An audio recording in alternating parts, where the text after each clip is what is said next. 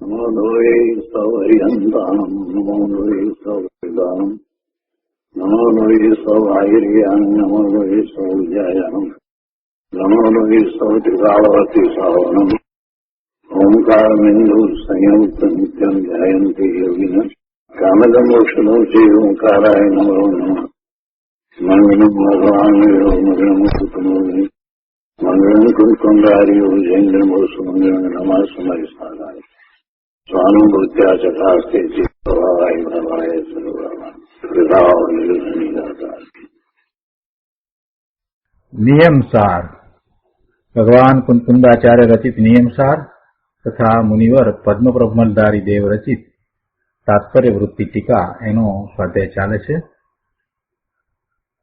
એમાં વ્યવહાર ચારિત્ર અધિકારમાં ગાથા 60 સુધી સ્વાધ્યાય કર્યો છે.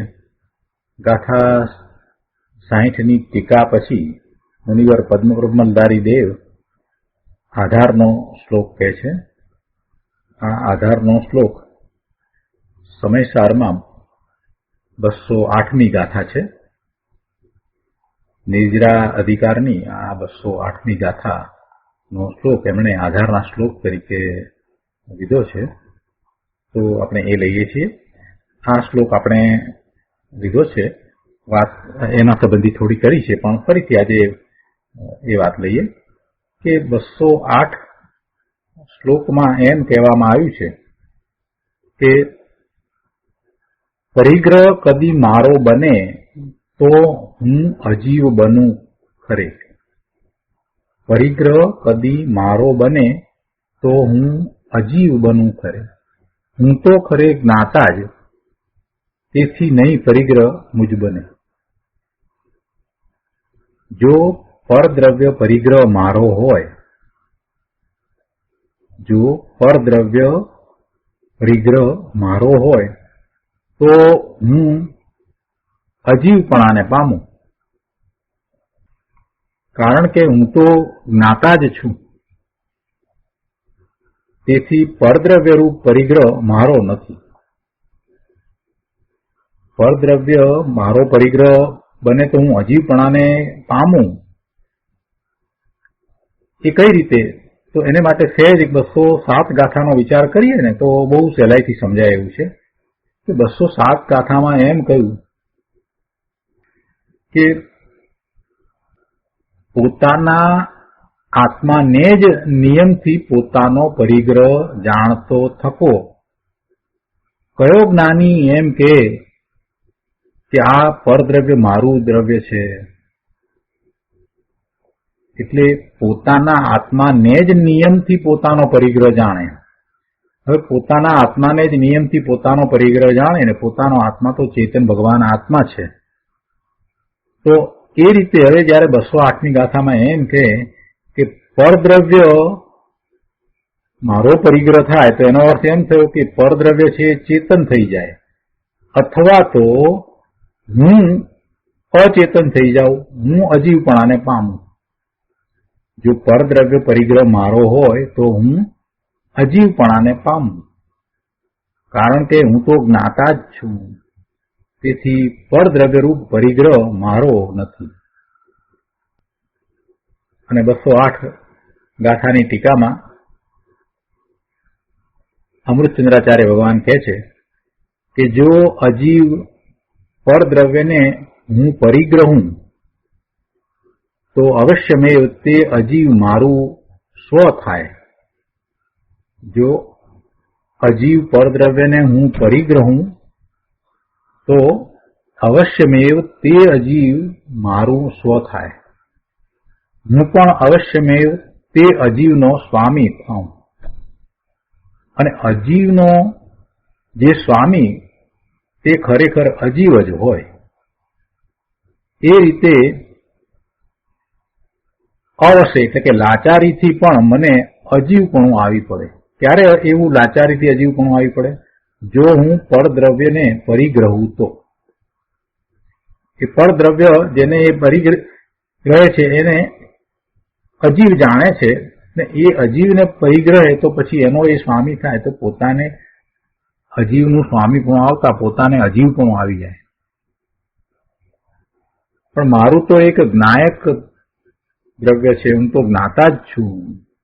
મારું તો એક જ્ઞાયક ભાવ જ જે સ્વ છે તેનો જ હું સ્વામી છું. માટે મને અજીવપણું ન હો, હું તો જ્ઞાતા જ રહીશ. પરદ્રવ્યને નહીં પરિગ્રહું. હું જ્ઞાતા છું, ચેતન ભગવાન આત્મા છું, તો હું પરદ્રવ્યને પરિગ્રહીને અજીવ નહીં થાઉં.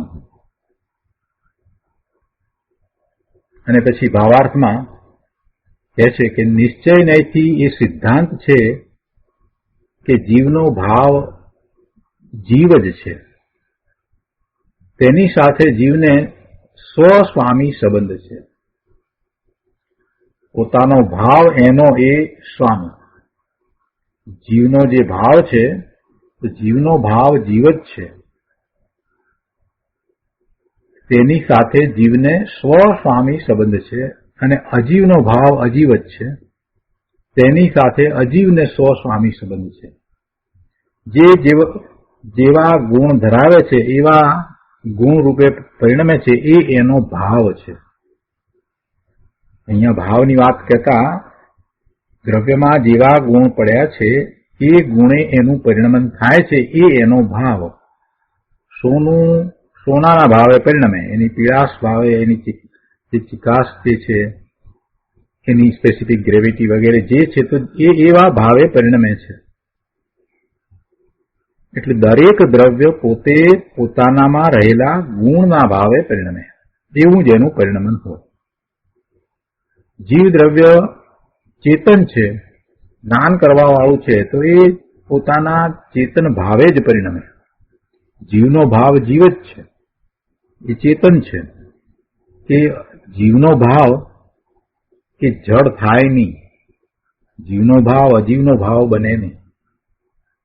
જીવનો ભાવ જીવનો ભાવ જ છે, તો એ જીવ જ છે, એ ચેતન છે, તો ચેતન ભાવે જ રહે. અને તેની સાથે જીવને એના જે ભાવ છે એની સાથે જીવને સ્વસ્વામી સંબંધ છે. એટલે જે ચેતન ભાવ છે એનો જ એ સ્વામી થાય. જીવ એવા ચેતન ભાવનો સ્વામી થાય, પણ અજીવના ભાવનો સ્વામી એ ન થાય. એવી રીતે અજીવનો જે ભાવ છે તે અજીવ જ છે, અને તેની સાથે અજીવને સ્વસ્વામી સંબંધ છે. હવે કહે છે કે જો જીવને અજીવનો પરિગ્રહ માનવામાં આવે તો જીવ અજીવપણાને પામે. જો જીવને આ અજીવનો પરિગ્રહ જીવને છે એમ જો માનીએ તો પછી જીવ અજીવપણાને પામે. માટે જીવને અજીવનો પરિગ્રહ પરમાર્થે માનવો તે મિથ્યા બુદ્ધિ છે. એવું હોઈ શકે નહીં. જીવ પોતે ચેતન છે, એને કોઈ જળ પરિગ્રહ હોય નહીં, અજીવ પરિગ્રહ હોય નહીં. બીજા અન્યનો પરિગ્રહ એને ક્યાંથી હોય? બીજો જીવ હોય તો બીજા જીવનો એને પરિગ્રહ હોય. પોતે ત્રિકાળ શુદ્ધ છે, પોતે પોતાનામાં રહેલા અનંત ગુણ ના પરિણમન સહિત છે, એ એનો ભાવ છે. તો એવા ભાવે આ શુદ્ધ દ્રવ્ય જીવ દ્રવ્ય પરિણમે છે, એ એનો ભાવ છે. તો એને વિશે કાંઈ બીજી કલ્પના કરવી, એને વિશે કાંઈ બીજો પરિગ્રહ માનવો, એ તો મિથ્યા માન્યતા થાય છે. જ્ઞાનીને એવી મિથ્યા બુદ્ધિ હોતી નથી. જ્ઞાની તો એમ માને છે કે પરદ્રવ્ય મારો પરિગ્રહ નથી, હું તો જ્ઞાતા છું. માત્ર જ્ઞાતા, ચેતન, જ્ઞાન, દર્શન ઉપયોગ સહિત એ પોતે પરિણમે છે. જેને જાણે છે, જેને દેખે છે, એ જાણવા દેખવાનું કરવા વાળો ભગવાન આત્મા એ ખરેખર વાસ્તવમાં જેને જાણે છે, જેને દેખે છે એમ કેવું, ત્યાં પણ ખરેખર તો એ પોતે તો જાણવા દેખવાના સ્વભાવ રૂપ પરિણમે છે. પરને જાણે છે ત્યારે એ તો પોતે પોતાના ભાવે પરિણમે છે ને. પરને જાણે ક્યાંથી? જો એનો સ્વભાવ જ જાણવા દેખવાનો ન હોત તો એટલે કે હું તો જ્ઞાતા જ છું, પરને જાણતા કાંઈ હું પરરૂપ થઈ જતો નથી. હું મારા જ્ઞાન ભાવે રહીને પરને જાણું છું, એવો હું તો જ્ઞાતા જ છું. અને સમયસારમાં તો એ વાત પણ આવી ગઈ કે જ્ઞાની હોય કે અજ્ઞાની, કોઈ પણ જ્યારે પરને જાણે છે તો એ પોતે પોતાના જ્ઞાન ભાવે રહીને એ પરને જાણે છે. જે જ્ઞેયને જાણે છે તો એ જ્ઞેય રૂપ થતો નથી, પોતે તો જ્ઞાન રૂપ જ રહે છે. અજ્ઞાનીને આ વાતની ખબર નથી, જ્ઞાનીને આ વાતની ખબર છે. બસ એટલો ફેર છે. તો આ રીતે આ 208 ગાથા છે. અને અહીંયા મુનિવરે એને આધાર તરીકે લીધી છે નિયમસારની અંદર. હવે એની ઉપર પૂજ્ય ગુરુદેવે જે વિસ્તાર કર્યો છે એ આપણે સમજીએ. નિયમસારના પ્રવચન વખતે આ ગાથાનો વિસ્તાર જે રીતે ગુરુદેવે કર્યો છે એ રીતે આપણે લઈએ. પ્રવચન રત્ન ચિંતામણી ભાગ 3 પાના નંબર 49. ગુરુદેવ અહીંયા સમજાવે છે કે મુનિને અંતરંગમાં 3 કસાયનો અભાવ હોય છે. એક સંજરણ કસાય બાકી રહ્યો છે, બાકી 3 કસાય એટલે અનંતાનુબંધી, અપ્રત્યાખ્યાનાવર્ણીય, પ્રત્યાખ્યાનાવર્ણીય, એ 3 કસાયનો તો અભાવ થયો છે. માત્ર સંજોલન કસાય એક જ બાકી રહ્યો છે. તો કહે છે કે મુનિને અંતરંગમાં 3 કસાયનો અભાવ હોય છે અને બાહ્યમાં વસ્ત્ર, પાત્ર આદિનો પરિગ્રહ કે તેનો રાગ હોતો નથી. આવો અપરિગ્રહ વ્રતનો શુભ ઉપયોગ, એવો શુભરાગ તેમની અંતર શુદ્ધ પરિણતિ સાથે હોય છે. એ વાત તો આપણે કરી કે મુનિરાજ 7મા 6ઠા ગુણસ્થાનની દશામાં છે ત્યારે જ્યારે 7મે ગુણસ્થાને છે ત્યારે તો એમને શુદ્ધ ઉપયોગ છે, એટલે કે પોતાના સ્વરૂપને વિશે એમનો ઉપયોગ રહ્યો છે, પોતાને જાણવા વાળા થયા છે, નિર્વિકલ્પ ધ્યાનની દશા છે, તો એ શુદ્ધ ઉપયોગ છે. પછી બહાર આવે છે તો 6ઠું ગુણસ્થાન છે, પોતે ધ્યાનમાંથી બહાર આવે છે તો પછી 6ઠું ગુણસ્થાન છે. એ વખતે ઉપયોગ પણ બહારમાં વર્તે છે. તો એ ઉપયોગ શાસ્ત્ર લખવામાં હોય, શિષ્યને સમજાવવામાં હોય કે પ્રભુની સ્તુતિ કરવા વાળો હોય, તો એ ઉપયોગ શુભ ઉપયોગ છે. તો આવો શુભ ઉપયોગ એમને હોય છે. હવે શુભ ઉપયોગમાં તો પછી પોતાની વર્તમાન જે દશા છે, મુનિ દશા છે, એની સભાનતા પણ હોય છે. પોતાને 28 મૂળ ગુણ સહિત નગ્ન દિગંબર ચોખ્ખું એવું દ્રવ્યલિંગ પણ છે, તો એની સભાનતા પણ છે. એટલે આ બધો શુભ ઉપયોગ છે. તો આ શુભ ઉપયોગ એ વ્યવહારથી વ્રત તપ કહેવાય છે. બાહ્યમાં એવા વ્રત પણ હોય, મહાવ્રત હોય ને, અને એવા તપ પણ હોય. તો એ શુભ ઉપયોગ જે છે એને અહીંયા વ્રત અને તપ કહેવામાં આવ્યું. જ્યારે શુદ્ધ ઉપયોગ છે એ વખતે તો નિર્વિકલ્પ છે, પોતાના સ્વરૂપને વિશે જ રહ્યા છે. એટલે જે વ્રત કે તપ જે છે એ તો જ્યારે બહારમાં છે ત્યારે હોય છે. અંતરમાં છે, પોતાના સ્વરૂપમાં છે, ત્યારે તો પછી એવા બાહ્ય વ્રત તપનો વિકલ્પ હોતો નથી. એ તો નિર્વિકલ્પ ધ્યાનની દશા છે. એટલા માટે જે મુનિ છે, જે ચારિત્ર સહિત છે, સમ્યક દર્શન પછીથી પોતે એવા ચારિત્ર સહિત થયા છે, તો એમને આ વ્રત હોય છે, એટલે 5 મહાવ્રત હોય છે, અને એ શુભ ઉપયોગ રૂપ છે. હવે શુભ ઉપયોગ એમનો વર્તતો હોય છતાંય એમની પરિણતિનો વિચાર કરીએ તો પરિણતિ કેવી છે? શુદ્ધ પરિણતિ છે. એમની પરિણતિ તો શુદ્ધ છે. શુભ ઉપયોગ વખતે પણ પોતે કોણ છે એનું સતત ભાન જ્ઞાન હોય છે. એટલે કે પોતે વર્તમાન પર્યાયમાં મનુષ્યપણે છે, મુનિપણે છે,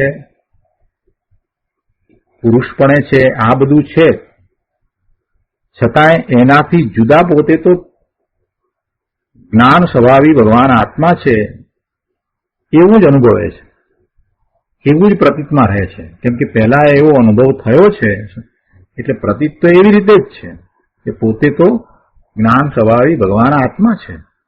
તો એવી એમની શુદ્ધ પરિણતિ હોય છે. એ શુદ્ધ પરિણતિ કઈ વચ્ચે અટકી જાય, રોકાઈ જાય એવું નથી થતું કે થોડી વાર માટે થઈને મુનિ પછી પાછા એમ કે હવે હું મનુષ્ય છું ને મુનિ છું ને એમ તેમનું પરિણમન થાય, એમ નથી થતું. કેમ કે એક વખત સમ્યક દર્શન થયું, સ્વરૂપમાં ગયા અને જે અનુભવ થયો છે તો પછી પોતે કોણ છે એ સ્પષ્ટ થઈ ગયું છે. તો પોતે પોતાને એ રીતે જ જાણે છે, અનુભવે છે ને એ વાત સતત પ્રતીતમાં રહે છે. અનુભવ છે ને એટલે એ પ્રતીતમાં રહે છે. એટલે ચોથા ગુણ સ્થાને પણ શુદ્ધ પરિણતિ જ હોય છે. પણ શુદ્ધ પરિણતિ ચોથા ગુણ સ્થાને છે ત્યારે હજી વ્રત નથી, એટલે એ વાતને અહીંયા નથી લીધી. પાંચમા ગુણ સ્થાને વ્રત છે, દેશ વ્રત છે. પાંચમા ગુણ સ્થાનની દશામાં નિર્વિકલ્પ ધ્યાનમાં છે ત્યારે શુદ્ધ ઉપયોગ છે, અને પછી બહાર આવે છે તો દેશ વ્રત છે એમને પણ અહીંયા તો એનાથી વિશેષ વાત લીધી છે કે મુનિ દશા છે પોતે સાતમા ગુણ સ્થાને નિર્વિકલ્પ ધ્યાનમાં પોતાના સ્વરૂપમાં લીનતા કરે છે અને પછી બહારમાં આવે છે તો એમનો ઉપયોગ શુભ છે ને શુભ ઉપયોગ છે એટલે એવા શુભ ભાવને કારણે પુણ્યના બંધ પણ પડે છે. આ બધું મુનિ જાણે છે, છતાંય પોતે કોણ છે, પોતે જે છે તે ભાવ એમનો એક સમય માત્ર માટે પણ પછી વિસરાઈ જતો નથી, એને યાદ કરવો પડે એવું પણ આવતું નથી. પોતે તો જ્ઞાન સ્વરૂપ જ છે એટલે પોતે પોતાને નાયક, ત્રિકાળ નાયક માને, પણ એમાં કઈ માનવા માટે એમણે કઈ કરવું પડતું નથી. એ તો સહજ થઈ જાય છે. પોતે એવો અનુભવ કર્યો છે ને એટલે મુનિની દશા તો એવી રીતે સહજ છે. અને એ વખતે 12મા જે ચારિત્ર છે 28 મૂળ ગુણ સહિત નગ્ન દિગંબર મુનિ પણ એવું દ્રવ્યલિંગ છે, એવા 5 મહાવ્રત છે, 5 સમિતિ છે, આ બધું છે. તો એ બધું જે છે એ વખતે એમની પરિણતિ તો શુદ્ધ પરિણતિ છે. એટલે કે છે કે શુદ્ધ પરિણતિની સાથે જે આ શુભ ઉપયોગ હોય છે ને એને વ્રત કહેવામાં આવે છે. એ વાત આપણે બરાબર સમજાય. તો અહીંયા એ વાત કરે છે કે આવો અપરિગ્રહ વ્રતનો શુભ ઉપયોગ રાગ તેમની અંતર શુદ્ધ પરિણતિ સાથે મુનિને હોય છે. સર્વ પરિગ્રહ રહિત એવો ભગવાન આત્મા, જો હવે આત્મા વિશેની વાત કરી કે ભગવાન આત્મા ખરેખર તો સર્વ પરિગ્રહ રહિત જ છે. પોતાનું ત્રિકાળી દ્રવ્ય એ પરિગ્રહ રહિત જ છે અને એનો આશ્રય કરી અને જે પરિણામ થાય છે તે નિર્મળ પરિણામ થાય છે. અને પોતાની જે દશા થાય છે એ દશામાં હવે એવું શ્રદ્ધાન થઈ જાય છે, એવું જ્ઞાન થઈ જાય છે, એવું ભાન થઈ જાય છે કે પોતે દ્રવ્યથી ત્રિકાળ શુદ્ધ છે, પોતે જ્ઞાયક જ છે, બીજું કાંઈ નથી. એટલે વર્તમાન પર્યાયથી પોતે જુદા છે એ વાત માત્ર પહેલા દ્રવ્યશ્રુતના અભ્યાસ દ્વારા સ્વીકારી હતી, એ હવે સમ્યક થઈ જાય છે. એ અનુભવ સહિત એ સમ્યક થઈ જાય છે. એટલે પોતે ભગવાન આત્મા તો ત્રિકાળ પરિગ્રહ રહિત જ છે. સર્વ પરિગ્રહ રહિત એવો ભગવાન આત્મા શુદ્ધ ચૈતન્ય દ્રવ્ય છે. આ આપણે વાંચીએ ને આપણે યાદ કરવું પડે છે, કેમ કે આપણને એ અનુભવ નથી થયો. માટે જેને અનુભવ થયો છે એને કાંઈ આ યાદ કરવું પડતું નથી. એને તો એવું જણાઈ ગયું છે ત્રિકાળ દ્રવ્ય તો શુદ્ધ જ છે અને એનો જ સ્વીકાર કરવાનો છે, બીજો કોઈ પુરુષાર્થ નથી. પોતાનું દ્રવ્ય પોતે ભગવાન આત્મા ત્રિકાળ શુદ્ધ છે આવો સ્વીકાર અંતરમાં થાય એટલે કે એવું એ અનુભવે, એને અનુભવમાં એ વાત આવી જાય, એ જ પુરુષાર્થ છે. તો દ્રઢતા શેની કરવાની કે પોતે ત્રિકાળ શુદ્ધ છે, ચૈતન્ય છે, પોતે જ્ઞાન સ્વભાવી ભગવાન આત્મા છે, પોતે જ્ઞાયક જ છે, બીજું કાંઈ નથી. પોતાની અંદર કોઈ પ્રકારના પરિગ્રહ છે જ નહીં. પોતાનું ત્રિકાળ દ્રવ્ય શુદ્ધ છે, એ અપરિગ્રહ છે.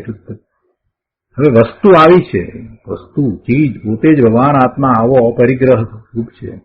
તો એનું લક્ષ કરનારને જે પરિણામ થાય છે તે પરિણામ જે છે એવા નિર્મળ પરિણામ થાય છે શુદ્ધ, અને પોતે એવા પરિણામે થયા છે તો પછી પ્રતીતમાં પણ એમ જ રહ્યા કરે છે. એટલે ભલે બહારમાં આવ્યા હોય તો પણ પછી એ પ્રતીત તો રહે છે ને એ જ શુદ્ધ પરિણતિ છે.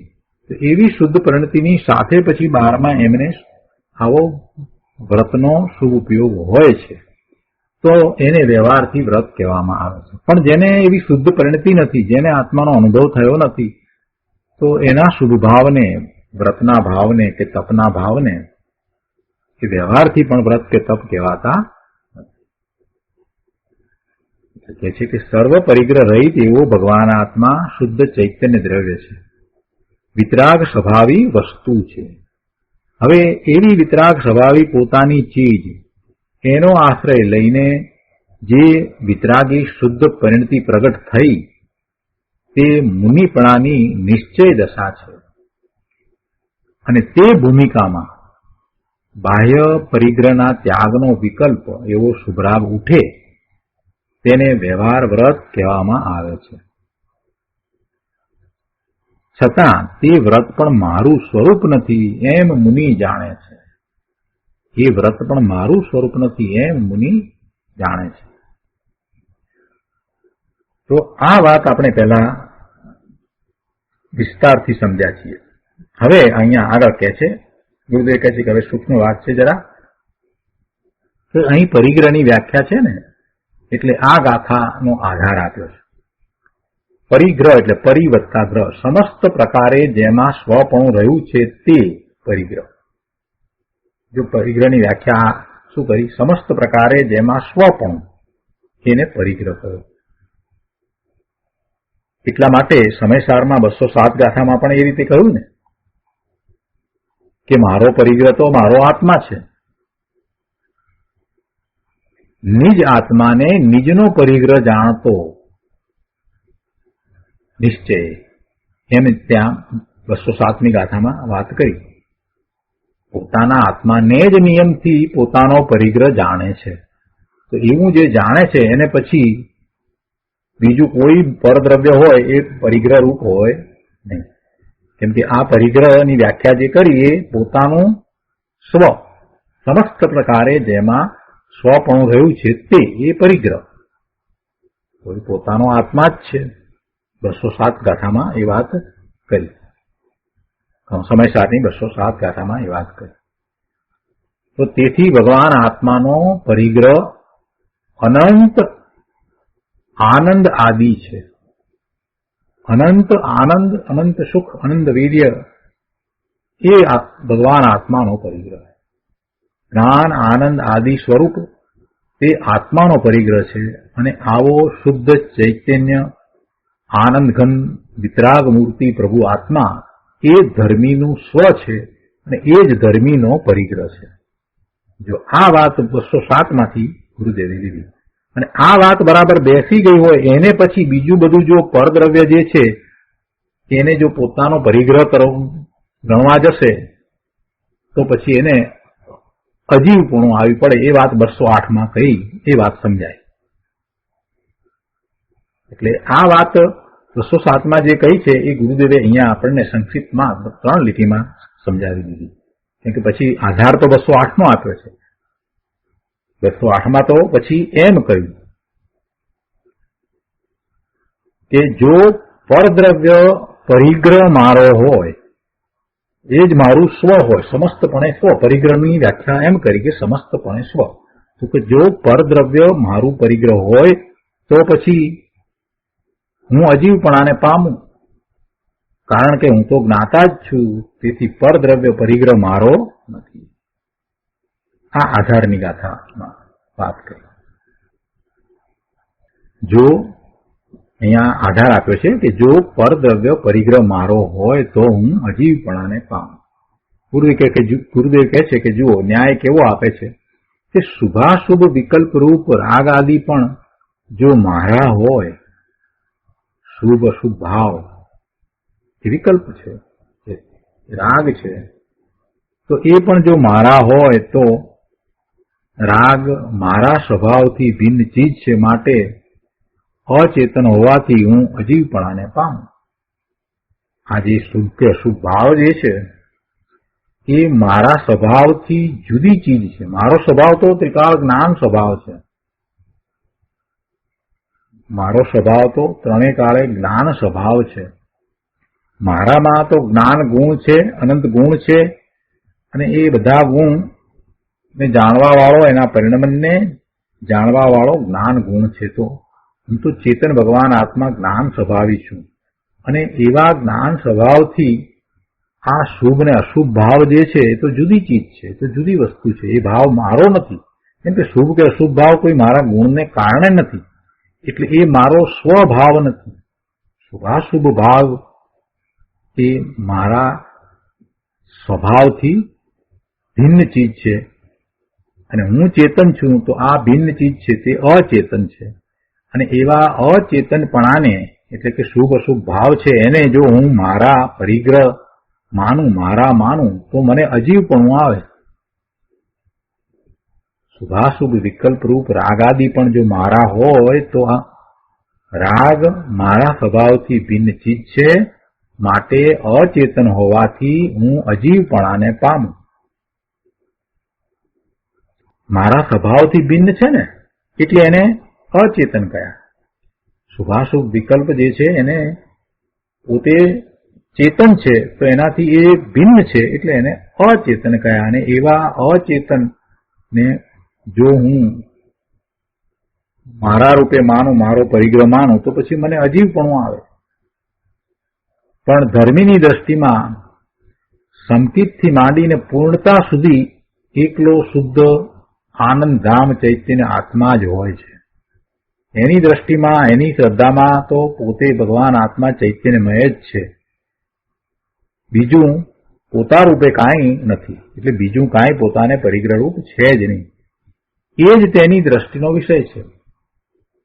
શુદ્ધ આનંદ ધામ ચૈતન્ય આત્મા એ જ એની દ્રષ્ટિનો વિષય છે, એની શ્રદ્ધાનો વિષય છે.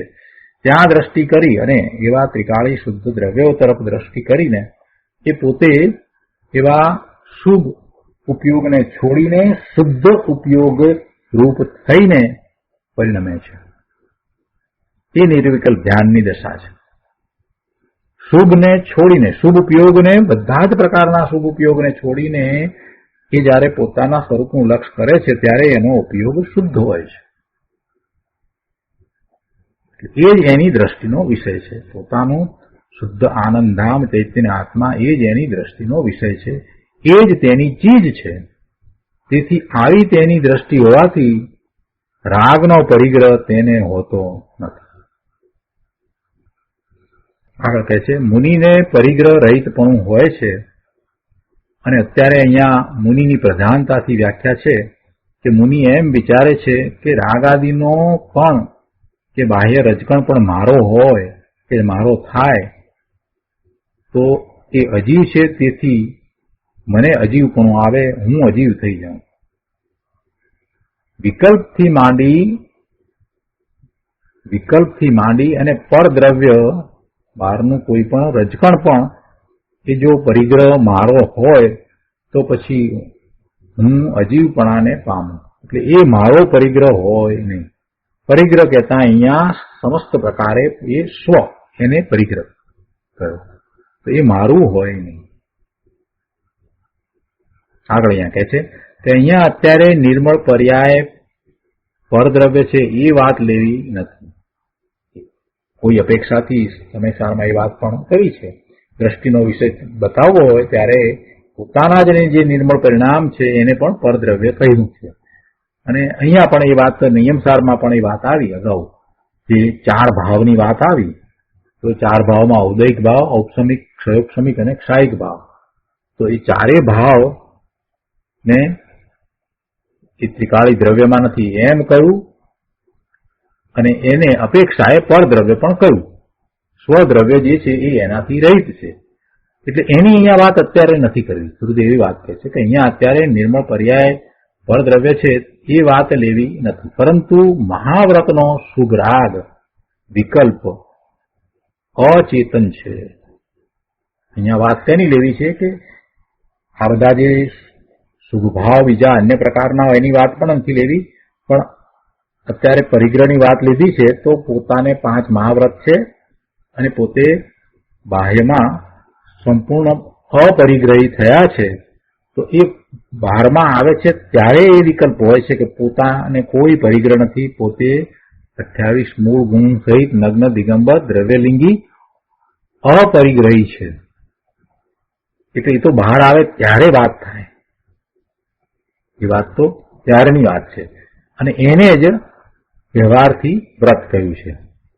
તો પોતે જયારે અંતરમાં છે ત્યારે શું છે તો કે ત્યારે તો પોતાનું સ્વરૂપ અપરિગ્રહી છે અને પોતાના સ્વરૂપમાં જયારે રહ્યા છે ત્યારે એમને કોઈ બીજો પરિગ્રહ છે જ નહીં, અંદરમાં નથી, અને એ વખતે એ પોતાના સ્વરૂપ સાથે એક રૂપ થયા છે ત્યારે જે પરિણામ થાય છે એમાં પણ કોઈ પરિગ્રહ નથી, એવી એમની દશા છે. તો એ નિર્મળ પર્યાયની અત્યારે વાત કરવી નથી, પરંતુ મહાવ્રતનો શુભરાગ વિકલ્પ એ અચેતન છે, આત્માનું સ્વરૂપ નથી એમ કહેવું છે. મહાવ્રત તે શુભરાગ છે, વિકલ્પ છે, માટે તે અચેતન છે, અને તે અચેતન છે એટલે કે તેમાં ચેતનપણું, જ્ઞાન અને આનંદનો અંશ પણ નથી. વિકલ્પ છે ને, એ વિકલ્પમાં ચેતનપણું નથી, જ્ઞાનપણું નથી, આનંદપણું પણ નથી, તેમાં ચૈતન્યના કિરણનો અંશ પણ નથી, છતાં એને વ્યવહારથી વ્રત કહેવામાં આવે છે.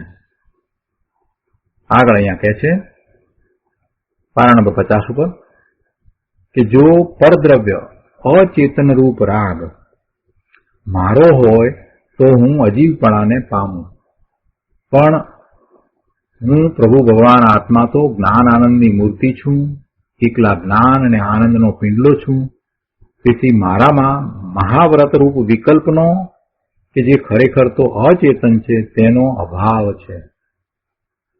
જો વિકલ્પનો શાંતિથી વિચાર કરીએ ને તો આ બધું સહેલાઈથી સમજાય એવું છે કે વિકલ્પ ક્યારે હોય, વિકલ્પ હોય ક્યારે. ઘણાને એમ થાય કે આ મહાવ્રતની વાત ચાલે ને એમાં કેમ આ ના પાડી દીધી છે, આ છે તે છે, એવું બધાને થઈ જાય. તો એને સમજવા માટે સહેલો રસ્તો હું દર્શાવું તમને કે વિકલ્પ હોય ક્યારે. પોતે પોતાના સ્વરૂપમાં હોય ત્યારે તો કોઈ વિકલ્પ હોતા નથી, અને પોતે પોતાના સ્વરૂપમાં હોય, પોતે પોતાના સ્વરૂપમાં હોય એ જ એની સાચી દશા છે. પોતે ભગવાન આત્મા ત્રિકાળ શુદ્ધ છે અને પોતાનું શુદ્ધ પરિણમન થાય એ એની સાચી અવસ્થા છે. એમ જ એ અવસ્થિત હોવો જોઈએ, પોતાના સ્વભાવ ભાવે પરિણમે એવો એ અવસ્થિત હોવો જોઈતો હતો. પણ એ બહારમાં આવ્યો છે ને, બહારમાં આવ્યો છે તો વિકલ્પ થાય છે ને. જયારે પોતાના સ્વભાવ ભાવે છે ત્યારે તો કોઈ વિકલ્પ છે જ નહીં. એટલે જયારે બહારમાં આવ્યો છે એનો અર્થ જ એ થયો કે પોતે પોતાથી ચ્યુત થયો છે, પોતાપણે પરિણમતો જ નથી. નિર્વિકલ્પ સિવાય વિકલ્પ રૂપ દશામાં જયારે છે ત્યારે એ ખરેખર તો પોતે પોતા રૂપે નથી પરિણમતો, પણ પરનું લક્ષ્ય કરીને પરિણમે છે. પોતે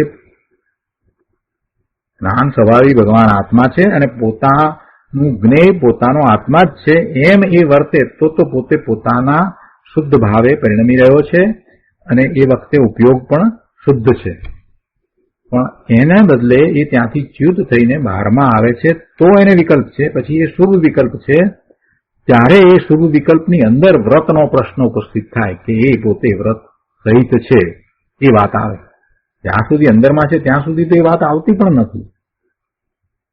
એટલે એ જે બહારમાં આવ્યા છે, બહારમાં જે વિકલ્પ જે છે કે પોતાને આવા વ્રત છે, મહાવ્રત છે, તો એને અહીંયા એમ કહી દીધા કે એ અચેતન રૂપ છે.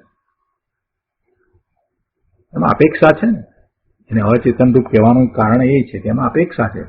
બાહ્ય વ્રત જે છે એ બાહ્ય વ્રતને શરીરની અપેક્ષા છે. એટલે અહીંયા કહે છે કે જો પરદ્રવ્ય અચેતન રૂપ રાગ મારો હોય તો હું અજીવપણાને પામું, પણ હું પ્રભુ ભગવાન આત્મા તો જ્ઞાન આનંદની મૂર્તિ છું, એકલા જ્ઞાન અને આનંદનો પિંડલો છું. તેથી મારામાં મહાવ્રત રૂપ વિકલ્પનો કે જે ખરેખર તો અચેતન છે તેનો અભાવ છે. મહાવ્રતનો વિકલ્પ પણ અચેતન છે, કેમ કે તે રાગ છે, સુભાવ છે, અને રાગ તે અચેતન છે. રાગ પોતે પોતાને જાણતો નથી. બહુ સરસ રીતે ગુરુદેવે સમજાવ્યું છે અહીંયા કે રાગને અચેતન કેમ કહ્યો, તો કે રાગ પોતે પોતાને જાણતો નથી અને રાગ બીજા દ્વારા જણાય છે. એટલે કે જેને રાગ થયો છે એ જાણે છે કે પોતાને રાગ થયો છે, એટલે એ જાણનાર જે છે એ રાગથી જુદો છે ને. જે જાણનાર જે છે એ રાગથી જુદો છે ને. રાગ જાણે છે, રાગ રાગને જાણતો નથી, રાગ પોતાને જાણતો નથી, પણ રાગ જીવને જાણવામાં આવે છે, અને એ જાણવામાં આવે છે તો રાગ પોતાથી જુદો જાણવામાં આવે છે. રાગ પોતે પોતાને જાણતો નથી અને રાગ બીજા દ્વારા જણાય છે, માટે રાગ અચેતન છે. અને આવા રાગને જો હું મારો માનું તો હું અજીવ થઈ જાઉં એમ કહે છે. જો બીજા અન્ય પરદ્રવ્યની તો વાત ક્યાંય રહી ગઈ. અહીંયા તો પોતાના જે ભાવ શુભ ને અશુભ ભાવ છે એને પણ જો પોતે પોતાના માને, એનો પરિગ્રહ પોતાને હોય તો પોતાને અજીવપણું આવે. એ વાત અહીંયા તો ગુરુદેવે સિદ્ધ કરી દીધી. આગળ કહે છે કે અચેતન એવો વિકલ્પ મારો નથી એવું ભાન તો સમ્યક દર્શન થયું ત્યારથી જ છે. ચોથા ગુંઠાને આ વાત તો એને અનુભવ સહિત ખ્યાલમાં આવી ગઈ છે કે આ વિકલ્પ છે તે મારો નથી, હું એનાથી જુદો ભિન્ન છું. અચેતન એવો વિકલ્પ મારો નથી એવું ભાન તો સમ્યક દર્શન થયું ત્યારથી જ છે. પરંતુ અહીં તો એમ કહેવું છે કે ચારિત્રવંત કહે છે, એટલે જેને આવી ચારિત્રની દશા વર્તે છે, સાતમા છઠ્ઠા ગુંઠાને છે, એ કહે છે કે વિકલ્પ મારો નથી. અહીંયા તો ચારિત્રની વાત કરવી છે ને, ચારિત્રની વ્યાખ્યા છે ને, વ્યવહાર ચારિત્રનો અધિકાર છે ને, એટલે કે છે કે આ ચારિત્રની વ્યાખ્યા છે ને, એટલે અહીંયા તો ચારિત્રવંતની વાત લીધી છે. કે છે કે અચેતન એવો વિકલ્પ મારો નથી એવું ભાન તો સમ્યક દર્શન થયું ત્યારથી જ છે. પરંતુ અહીં તો એમ કહેવું છે કે ચારિત્રવંત કહે છે કે વિકલ્પ મારો નથી, કારણ કે આ ચારિત્રની વ્યાખ્યા છે ને. તેમજ સમયસારના નિજરા અધિકારની આ ગાથા છે ને, આ 208 ગાથા નિજરા અધિકારની છે ને, તો કહે છે કે હું તો જ્ઞાતા જ છું, વિકલ્પ માત્ર મારો પરિગ્રહ નથી, કોઈ વિકલ્પ મારો પરિગ્રહ નથી. દયા દાન વ્રતનો રાગ પણ મારી વસ્તુ નથી, રાગ મારી વસ્તુ નથી. જો રાગ મારી વસ્તુ હોય તો હું અચેતન થઈ જાઉં. હવે જ્યાં રાગ પણ મારી વસ્તુ નથી, મારો પોતાનો નથી, તો પછી આ શરીર આદિ પરદ્રવ્ય તો ક્યાંય દૂર રહી ગયા, એ તો ક્યાંય દૂર રહી ગયા. શરીર તો ધૂળ છે, માટી છે, અને અજીવપણે થઈને રહેલ પૂતગળ છે. તેથી એ મારા છે એમ જો તું માનતો હો તો તું જડ છો એમ કહે છે. શરીરને પોતાનું માનવું એમાં તો પોતાને જડપણું આવી જાય. અહીંયા તો પોતાને શુભાશુભ જે ભાવ થાય છે એને અચેતન કયા, અને એને પોતાનો પરિગ્રહ માનશે તો પોતાને અચેતનપણું આવી જાય એમ કહેવું છે. રાગના ભાવને પણ પોતાના માન્યા તો તું અજીવ છો, તે તારા જીવપણાને માન્યું નથી. તારું સ્વ શું છે? તો તારું તો ચેતન છે, તે સ્વ છે. આ અચેતન તારું સ્વ થાય નહીં, ને જો અચેતનને તું સ્વ કરવા જઈશ તો તને અજીવપણું આવી જશે. એવી સરસ વાત કરી. શુભાશુભ ભાવ મારા નથી, મારામાં કોઈ ગુણ છે એને કારણે નથી, આ બધી વાત તો ઘણી વાર સમજ્યા, પણ અહીંયા તો એને પરિગ્રહ નથી, શુભાશુભ ભાવનો એને પરિગ્રહ નથી, એ વાત સમજાવવામાં એમ કહી દીધું કે શુભાશુભ ભાવને જો પોતાનો પરિગ્રહ માનશે તો એમાં તો એને અજીવપણું આવી જશે, અચેતનપણું આવી જશે. નિરાજ એમ કહે છે કે હું તો જ્ઞાતા જ છું, તેથી પરદ્રવ્યરૂપ પરિગ્રહ મારો નથી. જાણનાર દેખનાર એવી મારી ચીજ છે, મારામાં રાગ આદિ કોઈ ચીજ છે જ નહીં. આ રીતે આત્માને અંતરમાં અનુભવવો. મારામાં રાગ આદિ કોઈ ચીજ છે જ નહીં, એ રીતે જ આત્માને અનુભવવો. એવી રીતે સ્થિરતા કરવી, અને એનું નામ મુક્તિનો માર્ગ છે. એ સિવાય બીજો કોઈ માર્ગ નથી. બહુ સરસ વાત કરી. અને આ રીતે આ આધારના શ્લોકનો વિસ્તાર ગુરુદેવે અહીંયા પૂરો કર્યો. હવે એના પછીથી મુનિરાજ પદ્મપ્રમલધારી દેવ શ્લોક 80 કહે છે, કળશ 80 કહે છે. તો આપણે 80મો કળશ કહીએ.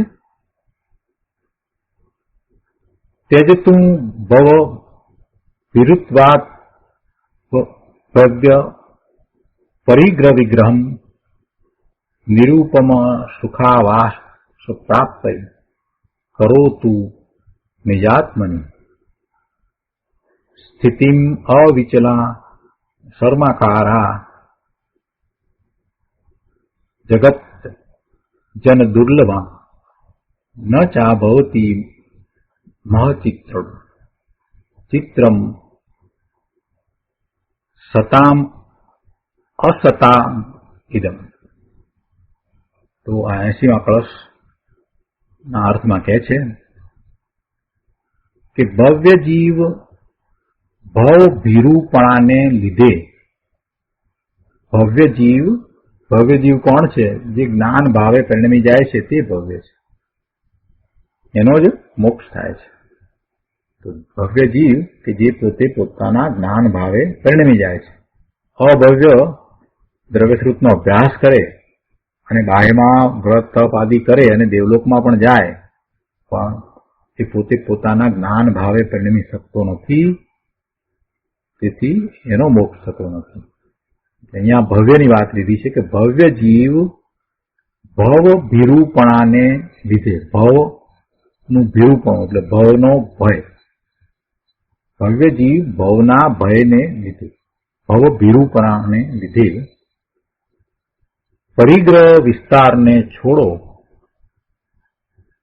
અને નિરૂપમ સુખના આવાસની પ્રાપ્તિ અર્થે નિજ આત્મામાં અવિચળ સુખાકાર સુખમય તથા જગતજનોને દુર્લભ એવી સ્થિતિ કરો, એવી સ્થિરતા કરો. જો અહીંયા તો ઉપદેશ આપ્યો તો ભવ્ય જીવ, આપણને ભવ્ય છીએ તો આપણને ઉપદેશ આપ્યો છે, ભવ્ય તરીકે જ ઉપદેશ આપ્યો છે કે ભવ ભીરુપણાને લીધે, એટલે કે ભવનો ભય રાખીને, એટલે કે ભવ થશે તો ભવ મારે હવે જોઈતા જ નથી, ભવ મને ન થાય. ભવનો ભય રાખવો એટલે એનો અર્થ શું છે કે જેને ભવનો ભય લાગ્યો છે એ જ ભવ રહિત થવાનો પ્રયત્ન કરે છે. ભવ રહિત એટલે પંચમ ગતિ, સિદ્ધ ગતિ. ભવના ભ્રમણથી રહિત થવું છે. ભવનો ભય જેને લાગ્યો છે એને જ નિર્ણય થાય છે કે પોતાને ભવ રહિત થવું છે, એટલે કે મોક્ષની પ્રાપ્તિ કરવી છે. તો કહે છે કે ભવ્ય જીવ ભવ ભીરુપણાને લીધે, એટલે કે તારે હવે મોક્ષની પ્રાપ્તિ કરવી છે, માટે પરિગ્રહ વિસ્તારને છોડો, પરિગ્રહ વિસ્તારને છોડો અને નિરૂપમ સુખના આવાસની પ્રાપ્તિ અર્થે, નિરૂપમ સુખનો આવાસ, રહેઠાણ, એની પ્રાપ્તિ અર્થે નિજ આત્મામાં અવિચળ સુખમય તથા જગતજનોને દુર્લભ એવી સ્થિરતા કરો. આત્મામાં સ્થિરતા કરો. કેવી સ્થિરતા? અવિચળ, અને એ સ્થિરતા તો સુખમય છે અને જગતજનોને તો દુર્લભ છે. સામાન્ય જીવોને એ દુર્લભ છે, એ કઈ સહેલું નથી. અને આ નિજ આત્મામાં અચળ સુખાત્મક સ્થિતિ કરવાનું કાર્ય સત્પુરુષોને કાંઈ મહા આશ્ચર્યની વાત નથી. સત્પુરુષોને તો એ સહજ છે, સહેલું છે, એ તો કરે છે, એટલે એમને માટે એ આશ્ચર્યની વાત નથી. શું? નિજ આત્મામાં સ્થિરતા કરવી, એવું કાર્ય સત્પુરુષોને કાંઈ મહા આશ્ચર્યની વાત નથી. તો કોને માટે એ આશ્ચર્યની વાત છે? અસત્પુરુષોને આશ્ચર્યની વાત છે. પોતાના આત્મામાં સ્થિરતાની વાત જ્યારે કરવામાં આવે તો એ વાત સત્પુરુષોને તો કોઈ આશ્ચર્યજનક લાગતી નથી કે સ્થિરતા ન થાય અથવા તો સ્થિરતા શક્ય નથી કે એવું કાંઈ લાગતું નથી. પણ અસત્પુરુષોને એમાં આશ્ચર્ય થાય છે કે પોતાના સ્વરૂપમાં સ્થિરતા થઈ જાય, પોતાના સ્વરૂપમાંથી બહાર જ ના આવે. શંકર ભગવાન, કેવળી ભગવાન પોતાના સ્વરૂપમાં સ્થિર થઈ જાય, એમાંથી બહાર જ ના આવે, એવું આશ્ચર્ય થાય. કોને થાય? અજ્ઞાનીને થાય. તો આ કળશનો વિસ્તાર આપણે પૂજ્ય ગુરુદેવ પાસેથી સમજીએ. પ્રવચન રત્ન ચિંતામણી ભાગ 3. અહીંયા શ્લોક 80 ઉપરનું પ્રવચન, પાના નંબર 50 ઉપર શ્લોક 80 ઉપરનું પ્રવચન. ગુરુદેવ અહીંયા કહે છે કે આ નિયમસારનો વ્યવહાર ચારિત્ર અધિકાર છે, તેમાં 60મી ગાથાનો આ 80મો કળશ છે. પંચ મહાવ્રતમાંના 5મા વ્રતની વાત ચાલી છે ને, તો એનો આ કળશ છે. તો એમાં એ વાત કરી કે ભવ્ય જીવ ભવ ભીરુપણાને લીધે પરિગ્રહ વિસ્તારને છોડો અને નિરૂપમ સુખના આવાસની પ્રાપ્તિ અર્થે નિજ આત્મામાં અવિચળ સુખાકાર તથા જગતજનોને દુર્લભ એવી સ્થિતિ કરો, એવી સ્થિરતા કરો. ગુરુદેવનો અર્થ સમજાવે છે કે વાસ્તવિક મુનિપણાની દશા અને તેનું 5મું વ્રત કેવું હોય, અર્થાત મુનિને નિશ્ચય અનુભવ સહિત 5મું વ્રત કેવું હોય તેની આ વાત છે. બાહ્ય 5મા વ્રતની વાત નથી. નિશ્ચય અનુભવ સહિત 5મું વ્રત કેવું હોય, માત્ર બાહ્ય નહીં. 5મું વ્રત કેવું હોય તો એમાં માત્ર બાહ્ય અપરિગ્રહનું વ્રત છે એટલી વાત નહીં. એવું તો ઘણી વાર સમજ્યા હતા. અહીંયા તો વાત અંતરંગ દશા સાથે કેવી હોય છે એની કહેવાની છે. કે છે કે વાસ્તવિક મુનિપણાની દશા અને તેનું 5મું વ્રત. વાસ્તવિક મુનિપણાની દશાનો અર્થ શું થાય? સમ્યક દર્શન સહિત પોતે પોતાના સ્વરૂપમાં વારંવાર જાય છે અને સ્વરૂપને સ્પર્શે છે, ત્યાં રમણતા કરે છે, એવી એમની દશા છે. એ 7મા ગુણસ્થાનની અંતરંગ દશા છે અને બાહ્યમાં એવું જ ચોખ્ખું દ્રવ્યલિંગ છે. તો વાસ્તવિક મુનિપણાની દશા અને તેનું 5મું વ્રત કેવું હોય, અર્થાત મુનિને નિશ્ચય અનુભવ સહિત 5મું વ્રત કેવું હોય તેની આ વાત છે. જેને નિશ્ચયમાં શુદ્ધ પરિણતિમાં પોતાના સ્વભાવનો કે જે અતિન્દ્રિય આનંદમય છે, પોતાનો સ્વભાવ કે જે અતિન્દ્રિય આનંદમય છે, સુખમય છે, એવા આનંદનો અનુભવ થયો છે, તે ઉપરાંત જેને સ્વરૂપની વિશેષ રમણતા થઈ છે. જો અતિન્દ્રિય આનંદનો અનુભવ તો સમ્યક દ્રષ્ટિને 4થા ગુણસ્થાને પણ હોય, 5મા ગુણસ્થાને પણ હોય. એટલે અહીંયા તો જે વાત લેવી છે એ તો મુનિની વાત લેવી છે. 7મા ગુણસ્થાન જે દશા છે એની વાત લેવી છે. એટલે અહીંયા એમ કે છે કે એવો અનુભવ થયો છે, તે ઉપરાંત જેને સ્વરૂપની વિશેષ રમણતા થઈ છે. સ્વરૂપની વિશેષ રમણતા થઈ છે એટલે તો 7મા ગુણસ્થાનની વાત લીધી છે, એટલે મુનિની વાત લીધી. એટલે કે વિશેષ રમણતા થઈ છે તો શું થયું છે? સ્વરૂપમાં વિશેષ રમણતા એટલે વિશેષ શાંતિ અને વિતરાગતા પ્રગટ થયા છે. તેને તેની ભૂમિકાને યોગ્ય 5મા મહાવ્રતનો શુભરાગ હોય છે. તેમાં પરિગ્રહના ત્યાગનો જે શુભરાગ છે તેને અહીંયા 5મું મહાવ્રત કહે છે.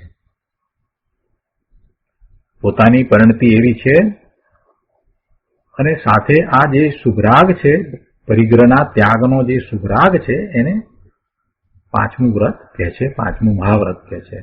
મુનિને છે ને એટલે એમને મહાવ્રત છે.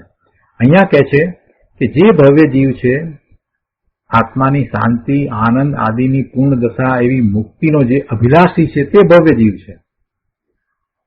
અને એને 4 ગતિના ભવનો ભય હોય છે. મુનિને 4 ગતિમાંથી કોઈ પણ ગતિમાં ભવમાં જવાનો ભય હોય છે. ભવનો ભય છે ને એટલે આ આપણે સામાન્ય જે ભય કહીએ છીએ એમ ભય નથી, એવું સ્વરૂપ ન સમજવું. અહીંયા ભવનો ભય એનો અર્થ એ છે કે ભવ હવે કોઈ પ્રકારે ગમતો જ નથી. હવે અમને ભવ ન થવો જોઈએ એવો નિર્ણય થયો છે ને પછી જો ભવ થવાની વાત હોય તો એના માટે થઈને એને એમ લાગે ના ના આ તો ભવ કરવાની વાત આવી, મને આ બધું હોય નહીં. જેને કારણે ભવ થાય એવા પરિણમનોથી એ બચે છે, એમ ભવનો ભય છે. અગ્નિને 4 ગતિમાંથી કોઈ પણ ગતિમાં ભવમાં જવાનો ભય હોય છે. 4 ગતિના પરિભ્રમણનો તેમને ડર હોય છે. સ્વર્ગની ગતિ હોય તો પણ એમને કાંઈ એ ગમતી નથી, એને તો એ કસાયની અગ્નિ રૂપ માને છે. સ્વર્ગની ગતિ, દેવલોકની ગતિ પણ, બાકીની બધી ગતિની શું વાત કરવી. એટલે કોઈ પણ ગતિ જે છે એમાં જવાનું એમને લેશ માત્ર પણ રાગ કે રુચિ હોતી નથી, એનો તો એને ભય છે. સ્વર્ગની ગતિ હોય તો પણ તે કસાયની અગ્નિ છે. તેનાથી કસાયના અંગારાથી સ્વર્ગના દેવો પણ બળી રહ્યા છે. માટે કોઈ પણ ગતિમાં શાંતિ નથી. એ વાત તો આપણે ઘણી વાર કરી છે કે દેવલોકના દુઃખો, સ્વર્ગના દેવો છે એને કેવા પ્રકારના દુઃખો, એની વાત તો આપણે ઘણી વાર કરી છે. એ બધા દુઃખી જ છે. સમ્યક દર્શન વિના એ બધા દુઃખી છે. અહીંયા તો મુનિવર છે તો સમ્યક દર્શન સહિત છે, છતાંય એમને એવી દેવગતિ જોઈતી નથી. એનો ભય છે. પોતાને તો હવે પોતાના સ્વરૂપને વિશે સ્થિરતા કરવી છે. માટે કોઈ પણ ગતિમાં શાંતિ નથી. તેથી ધર્મીને, સમ્યક દ્રષ્ટિને અને મુનિને ભવ ભીરુપણું હોય છે. સમ્યક દ્રષ્ટિને અને મુનિને ભવ ભીરુપણું હોય છે. ભવનો ભય લાગ્યો હોય છે. મિથ્યા દ્રષ્ટિને ભવનો ભય હોતો જ નથી.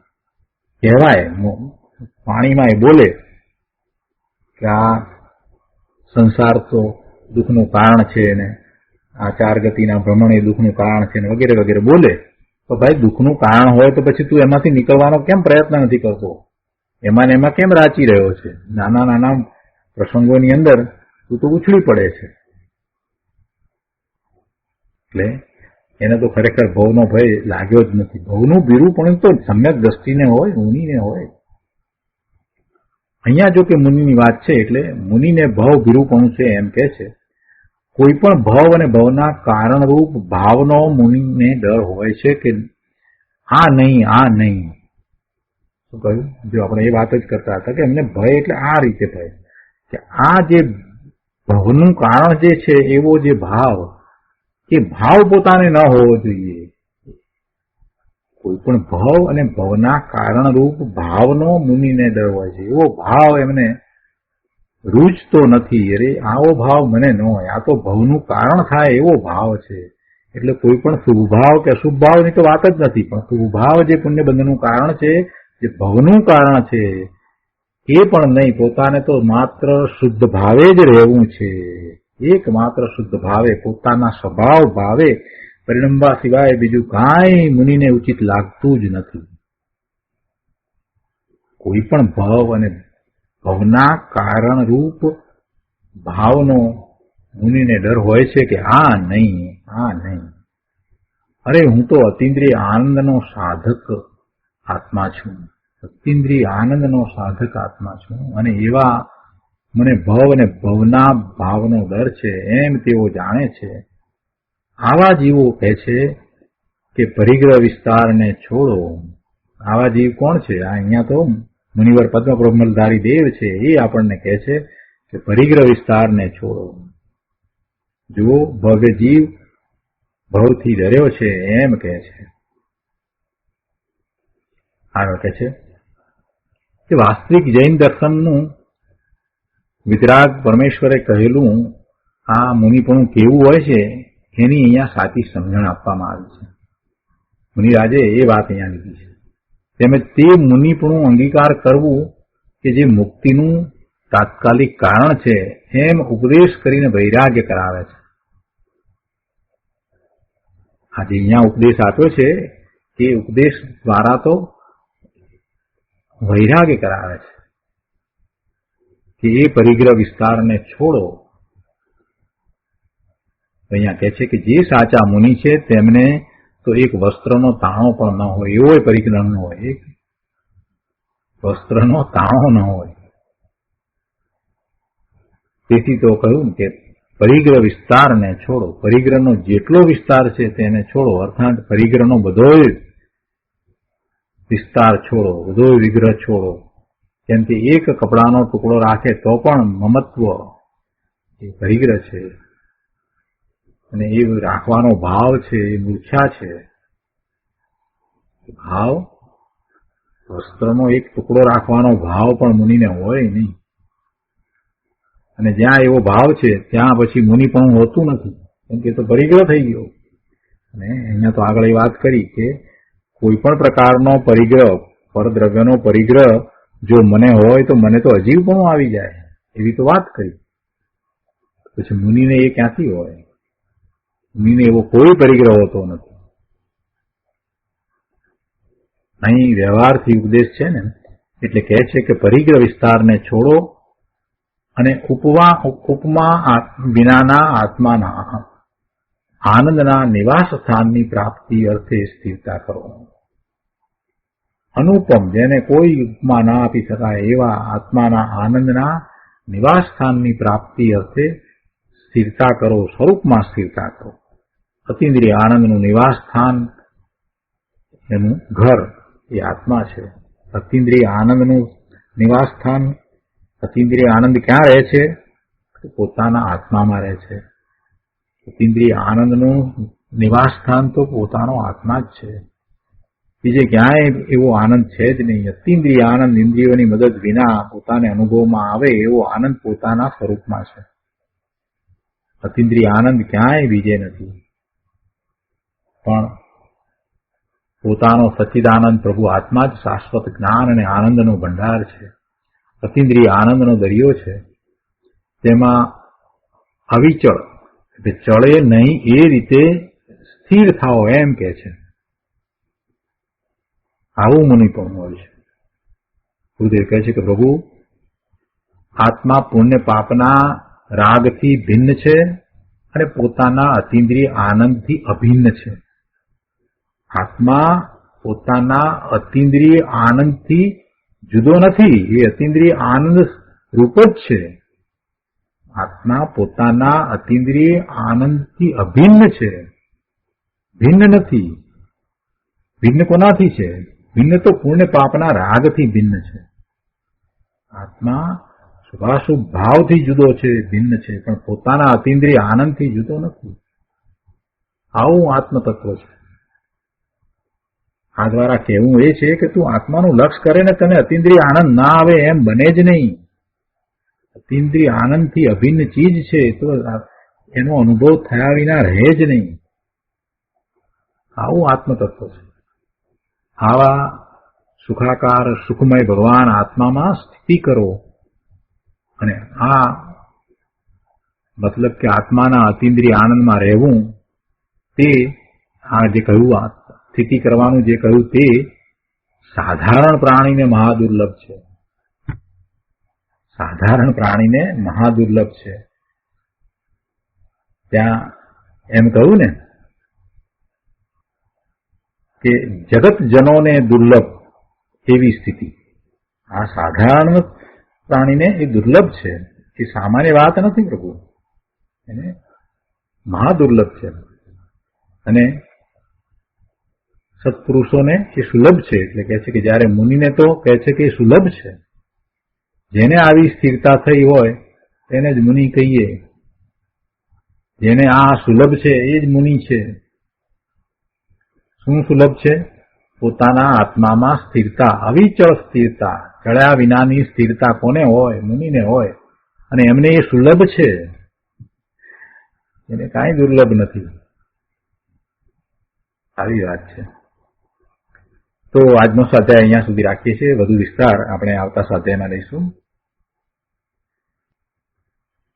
તો સુખધામ બોલીએ.